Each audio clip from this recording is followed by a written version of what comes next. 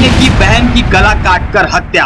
रसोई घर में मां के साथ मिलकर की बहन की बेरहमी से हत्या। बहन का सर हाथ में लेकर बोला अब वो जिंदा नहीं रही। हत्या कर पहुंचा पुलिस स्टेशन, हुआ सरेंडर। नमस्कार, मैं आदित्य सिंह। टीवी पर सीरियल, शो और पिक्चर इसलिए दिखाए जाते हैं ताकि उसे देखकर हम और आप सतर्क रहें और सावधान रहें, लेकिन यहां तो कुछ उल्टा ही हो गया। महाराष्ट्र के औरंगाबाद से एक ऑनर किलिंग का मामला सामने आया है, जो कि मराठी की सुपर हिट फिल्म सैराट के आधार पर किया गया है। आइए जानते हैं ये पूरा मामला क्या कुछ है।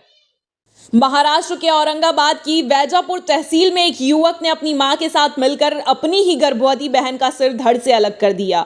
वारदात को अंजाम देने के बाद आरोपी हथियार लेकर पुलिस स्टेशन पहुंचा और सरेंडर कर दिया।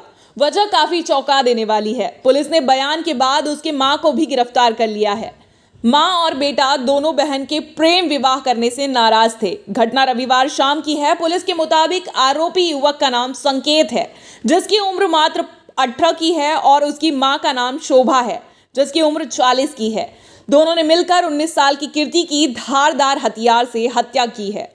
संकेत बहन से इतना नाराज था कि उसने बहन को जान से मारने के बाद उसका सिर ही धड़ से अलग कर दिया। यही नहीं, वारदात के बाद भाई हाथ में खून से सना बहन का सिर थामे घर के बाहर आया और जोर जोर से चिल्लाने लगा कि वह अब खत्म हो चुकी है। शिवार बस्ती में रहने वाले संजय थोरे के बेटे अविनाश ने कीर्ति के साथ घर से भागकर प्रेम विवाह किया था। कोर्ट मैरिज कर दोनों खेत बस्ती गोई गांव में रहने लगे थे। कीर्ति के परिजन शादी से खुश नहीं थे, फिर भी लड़की के भाई व मां उसके घर आने जाने लगे थे। पुलिस के अनुसार शुरू में लोगों को लगा कि विवाह को अब सबकी मंजूरी मिल गई है, मगर लड़की के मायके वालों के मन में कुछ और ही चल रहा था। रविवार को कीर्ति का भाई और उसकी मां उससे मिलने पहुंचे। तब घर के लोग खेत में काम करने गए थे। घर पर कीर्ति और उसका पति अविनाश ही थे। अविनाश की तबीयत खराब होने के चलते वह लेटा हुआ था।